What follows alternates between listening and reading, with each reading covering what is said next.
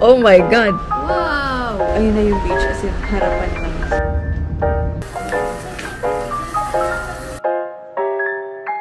Hi guys! Ito kami ngayon sa Busan.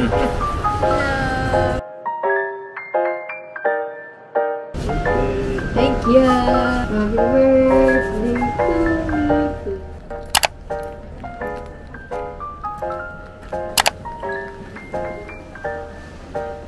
Annyeonghaseyo 여러분, Rachel Nida, and yes, we're finally back again in Korea. So this is for my birthday trip and today is November 1. Grabe, wala pa halos tulog and sana matuloy-tuloy ko tong pag-vlog. Kasama ko si Ton and we are gonna go to Busan. After dito, we will be riding the RX of course, and then from Seoul Station, KTX to Busan. So dire-diretso siya and ayun, nahihilo pa ako, wala pang kain, tulog or anything, but I'm so excited. Hindi lang pa siya sobrang nagsisink in. Kala mo na. Pero this is already my third time here this year, so I'll try to vlog. Let's see. So, ayun na. See you later. Again, same lang naman sa mga vlogs ko since 2017 by Via Cloak. So, ayan siya guys. Via Cloak, and then I just pick it up here. Dito siya between 6 and 7. I'll be putting the link here and also in discount code ko for additional 5% off. Magla-lunch din muna kami.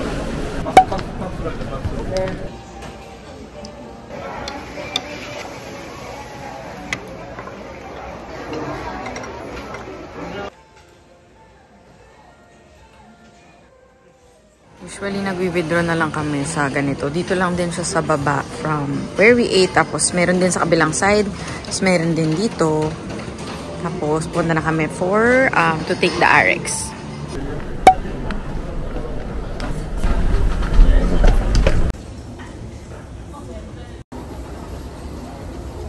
Minghao. D8. Momo! Kingdaland shooting location. RX. Doon yung all-stop. O yan, pasok lang tayo dito. Sakay na tayo ng RX. Papuntang Seoul Station.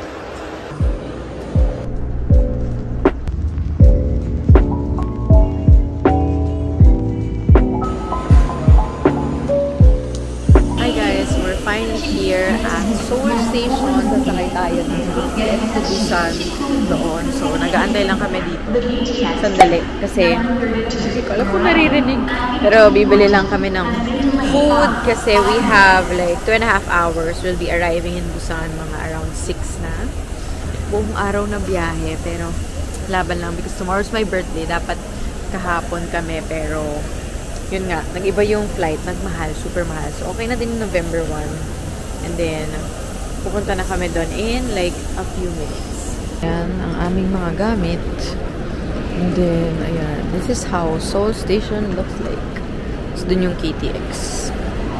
Bili lang akong anti-ans. 10 naman tayo eh.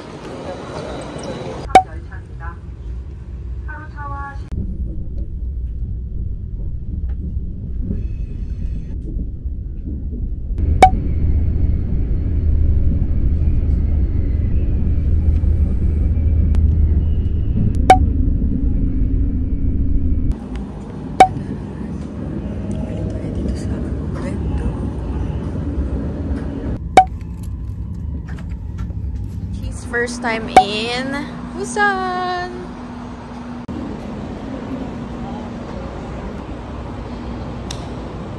So we just arrived in Busan. Gabi na, it's already 6:30 and then kaharap kami ng cab going to our Airbnb. Hello! Pasok na tayo dito. We're finally back at hindi na ganun ka super daming tao. I mean, madami pa rin. But unlike last year nung nagpunta ako, grabe dito. So, yan. Punta tayo dun sa sakaya ng cab. Budol agad. Olivia na naman. Oh, birthday ko naman eh, Char. Then, pupunta na kami sa taxi stand. Hello! Then, ito na yung baba. At ito yung papunta dun sa metro, sa train.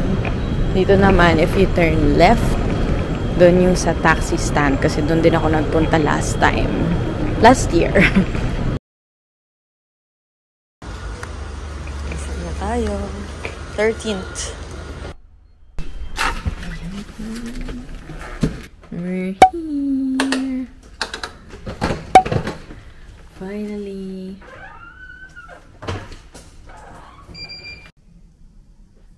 Wow.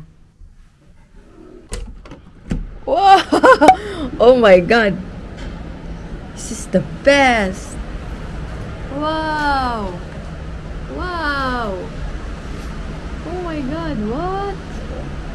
Hi guys, so finally after, hindi ko alam, more than 12 hours of traveling. Actually, parang, kailan ba kami umalis sa bahay? Umalis kami before 4 a.m. So, we finally arrived in Busan, 7:27. From all the travel, plane, bus tuloy, plane, train, and everything. Coming from Seoul and then to Busan. Grabe, this has been such a dream for me. As in, super dream ko talagang dito magstay by the beach like Haeundae or Gwangali kasi nga, ang ganda ng view. Do ngayon, medyo hindi mo pa siya masyado makikita kasi nga gabi. But this is how our Airbnb looks like. Para lang siyang hotel. Actually, para mas malaki pa nga siya sa mga ibang hotels. And then, meron na siyang mga gamit pambahay. Like, ayan, kita nyo. Yung restroom kanina. Then, meron ng for laundry. Pwede ka magluto. May cabinet. Then, look at this. Super duper nice. Merong table. Dumadilim, pero makikita nyo, floor to ceiling yung kanyang, windows. And then, paglabas nyo, sobrang ganda. And then, we have an espresso machine here for coffee. Ayan, very aesthetic. Mas maganda to tomorrow, guys. Pag nag-vlog ako pagising. And then, ayan, may TV pa. O, diba, ang bongga. And then, watch out for this view. It's so pretty. Nasaan? Wow! Ba't ang baba? Ayan. Ayan. So, tadaan! Ito yung terrace niya. Ito yung pinakamagandang part ng Airbnb. Ayan, guys. That's the Gwangali Bridge. Kita mo na din yung Haeundae dito. Hindi naman super lamig. Ayan, guys. Sobrang ganda. Sa 13th floor siya and sobrang ganda talaga ng view. Lalo na for sure tomorrow. But, Busan kasi nung kami, sa Haeundae kami last year, sobrang ganda. Grabe, naglalakad siya sa tubig, oh. Hindi pa malamig. Oh. Mga naglalakad lang sila sa beach. Ang ganda talaga kasi isipin mo parang may condo or apartment ka here. Tapos, ayun na yung beach. As in, harapan lang. So pretty. Tapos, around our Airbnb, sobrang dami ng mga kainan. So, hindi na kami mahihirapan mag-ikot. And medyo malapit naman siya sa mga tourist spots. So, ayan.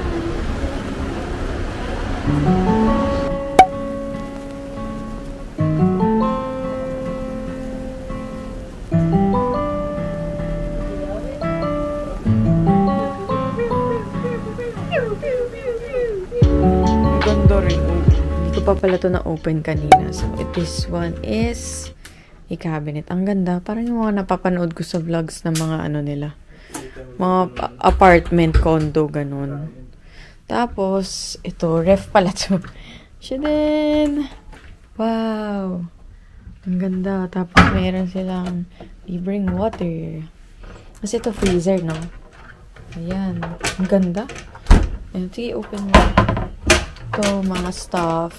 Oh my gosh, yung pangarap kong fika. Kasi yun yung kaldero nila dito eh. Tapos ito, wala nang laman. Ganda ng mga nila.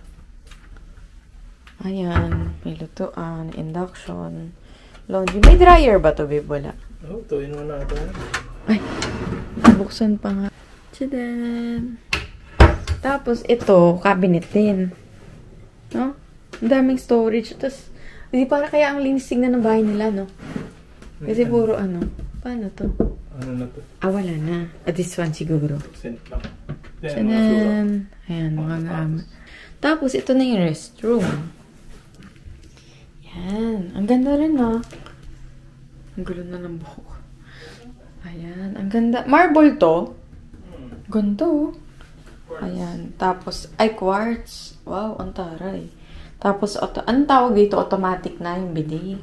Tapos, ayan. Maliit lang yung restroom. Kasya naman yung person dyan pagka pumasok. Maliit lang no?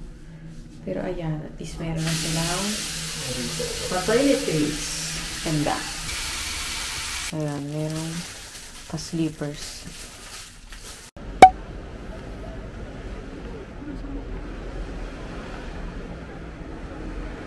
So, lalakad na kami dito sa labas kasi madami ng kainan. Nag-layer na ako kasi super lamig. Ayan, ayan na agad yung kainan sa labas ng aming Airbnb. So, sushi. Ito yung uso na ano, may mga prutas-prutas. Tingnan natin next, bukas. Itong sign. Itong grill. Layo pala. Tongkun.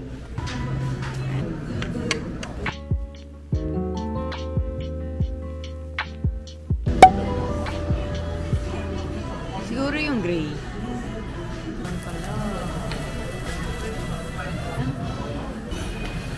Wow.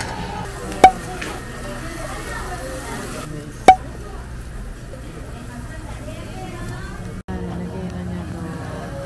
Diyan. Go.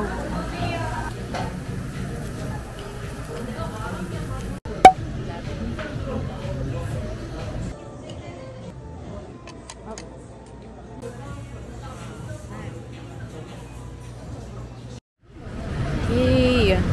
Wow, sana kita pa. Pababa ba to? Ayan, may hagdan. Kami sa beach. Tada! Sobrang ganda and malamig. Hindi ako nakaikot dito last time. So, ngayon. Ito yung kabilang side. Yan. Yan, lahat ng mga kainan. Super dami. As in, strip siya hanggang dun. Papunta dun.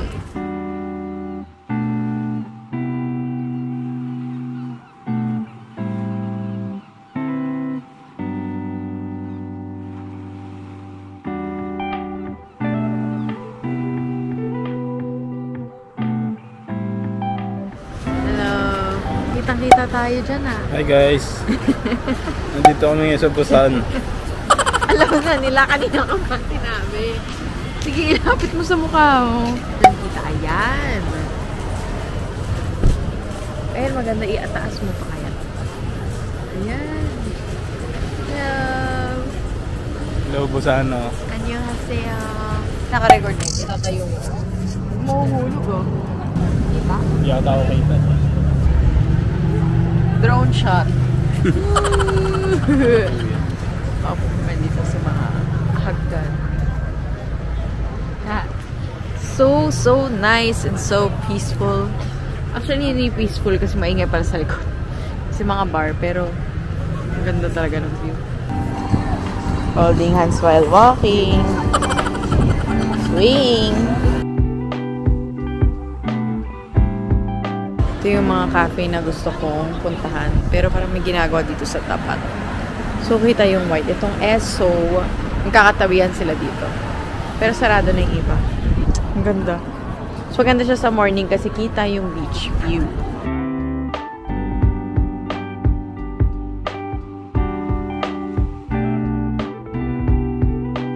Ngayon lang ako nakapasok sa ganitong... Ano pangalan niya? High-end photo studio. Ang ganda oh. Ang taray. Ah, ganito siya, bebo. Dynamic o boobs. Dynamic. Iba-iba siya. Ito full shot. Ay, ang taray. Full body shot. Iba-iba siya. Modern black. Of course, it's not a Korea visit without a convenience store haul. So, ayan. This is my favorites ko, GS25. See you. So, ang dami dito sa amin. Kaya dito kami muna. Namatay na yung phone ko. Wala na palang battery. Kahit maliit lang siya, ang daming ano.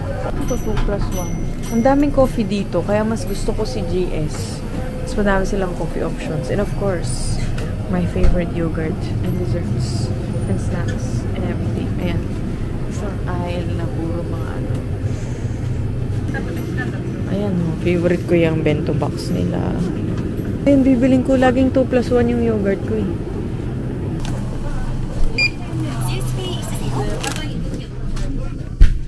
Vanilla latte, triple cheese. Happy birthday! Yay!